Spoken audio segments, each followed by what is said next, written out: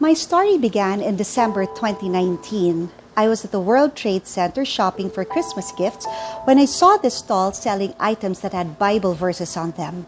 A notebook caught my attention. It had this verse on it, Isaiah 43 verse 2. When you pass through the waters, I will be with you, and through the rivers, they will not overflow you. I read the Bible every day. I read a chapter from the Old Testament and a chapter from the New Testament. I call that my quiet time because that's my time with God. That's how God communicates with me among other ways. 2020 was supposed to be a very busy year for me. I work for TV5 as one of their sports analysts. Mostly, I cover volleyball games for both local, like the Philippine Superliga, and international conferences like the Southeast Asian Games. 2020 is the Olympic year, so it was going to be a very busy year for me. On January 5, God gave me Proverbs 19 verse 21.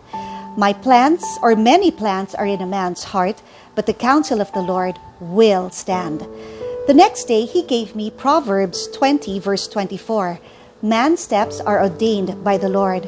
How then can a man understand his way? Was something going to happen to me that wasn't in my plans? On January 9, I felt a lump on my left breast. It was the size of a small chicken egg. This alarmed me because both my mother and my lola on my father's side were breast cancer survivors.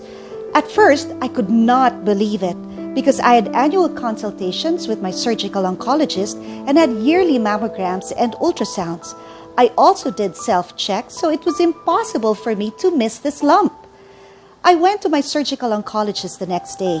Dr. Cabaluna said that he did not like the lump or the feel of the lump for 3 reasons. It was big, it had an irregular shape, and it wasn't moving. He told me to have a mammogram and ultrasound and a biopsy of the mass, just to be sure, as soon as possible. That was a Friday. The earliest schedule I could get was Monday. That meant that I had to find ways to sleep for the next 3 nights while this thought was in my head. I told my family what the doctor said. There were some tears. We prayed. The next day, as soon as I woke up, I noticed that my heart started to palpitate. It seemed like it had a mind of its own. Even though I did not want it to palpitate, it found a way to do so. This was the first time I experienced an anxiety attack. I was paralyzed with fear. My mind was blank. I didn't know what to think or how to think. I could not look at the color pink since that was the color for the logo for breast cancer. I could not say the word tumor, and I could not watch movies that had anybody dying in it. The emotions came in stages. First was shock. Is this really happening? Then unbelief. This can't be happening. I was a volleyball player since I was 10 years old. I was an athlete all my life, played volleyball even when I was already working. I watched what I ate and exercised at least 3 times a week. Confusion was next. This must be a dream. I'll soon wake up and find out that this is just a bad dream. Then fear. Will it hurt? What's going to happen to my family? Will I die? I had my quiet time. Philippians 2 verses 8 and 13. He humbled himself by becoming obedient. For it is God who is at work in you, both to will and to work for His good pleasure. Proverbs 25 verse 4. Take away the dross from the silver, and there comes out a vessel for the smith. God was telling me that all I had to do was be humble, obey, and trust, because there was a bigger plan. After my quiet time, as if on cue, my heart started to palpitate again. I couldn't control it. But, like I said earlier, we can't really put God in a box. He can communicate with us however He wants. Amidst my palpitations, a friend suddenly sent me this message. There will be many chapters in your life. Don't get lost in the one you're in now. When my daughter and I went to the mall, as I was about to pay at the cashier, the Lord told me to look down. I did. I saw this tissue holder that was on sale that had this print on it. Wipe your tears, forget your fears. That Sunday, as we drove to church, God told me to look to my right.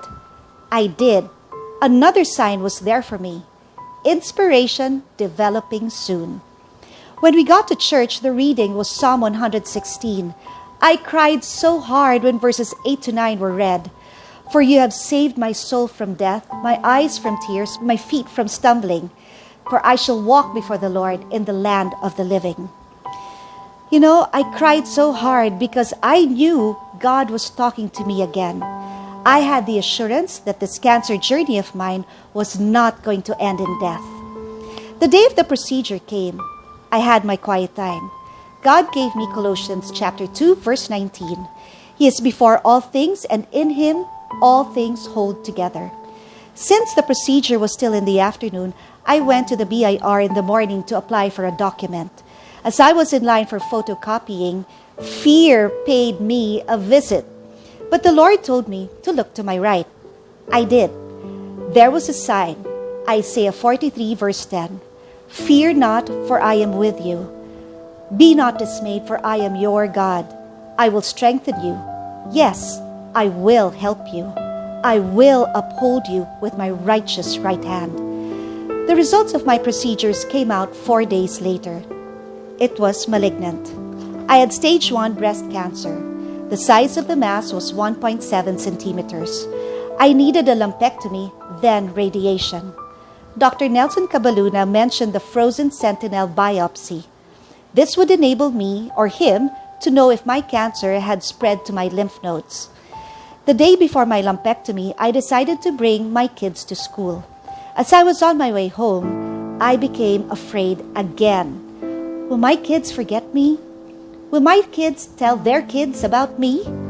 Will my husband remarry? I don't want him to remarry. Then, I felt the presence of the Lord in the car. I was overwhelmed by His love.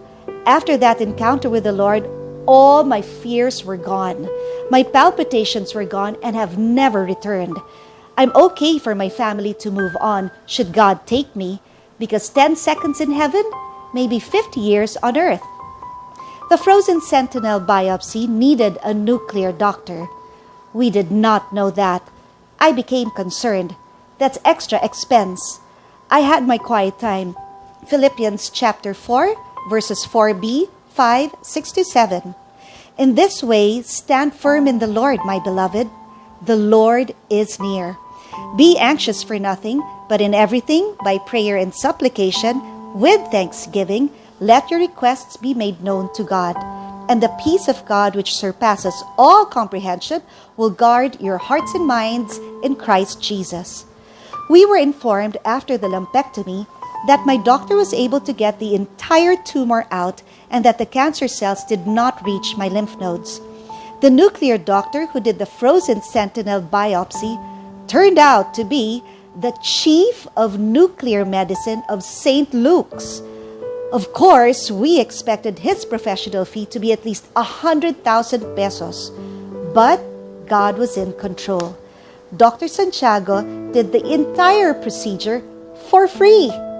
It was unbelievable. The pathology report came out after 4 days. The size of the tumor was bigger than what the mammogram and ultrasound indicated. Instead of 1.7 centimeter, it was 2.6. This changed everything. Now my staging was stage 2A. This meant that I had to go through chemotherapy.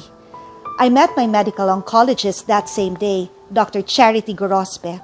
I had no idea who she was. In the course of our conversation, she kept mentioning God.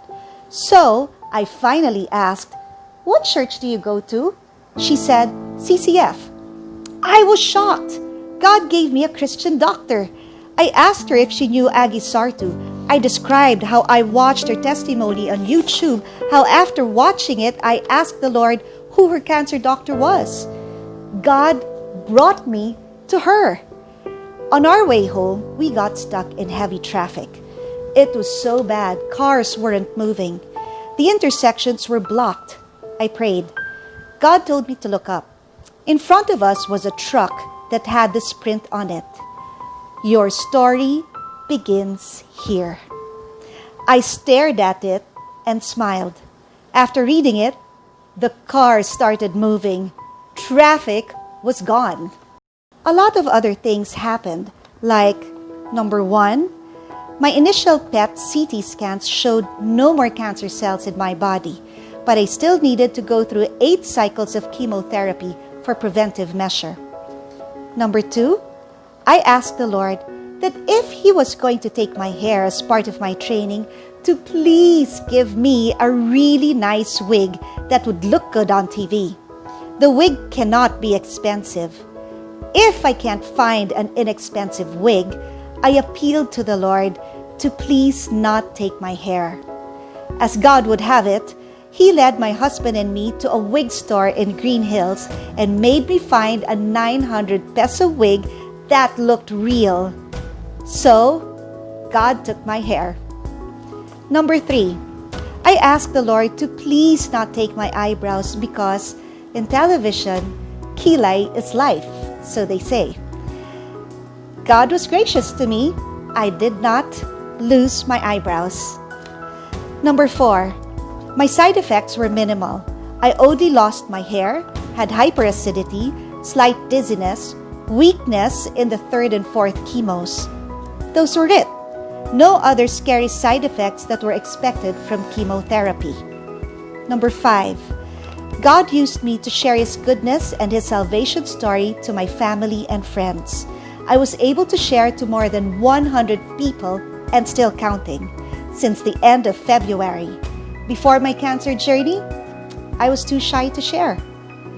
Number 6, God gave me 5 different Bible study groups to handle every week.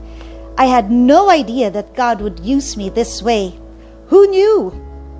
Number 7, I am also now a contributing writer for Life to the Max Devos.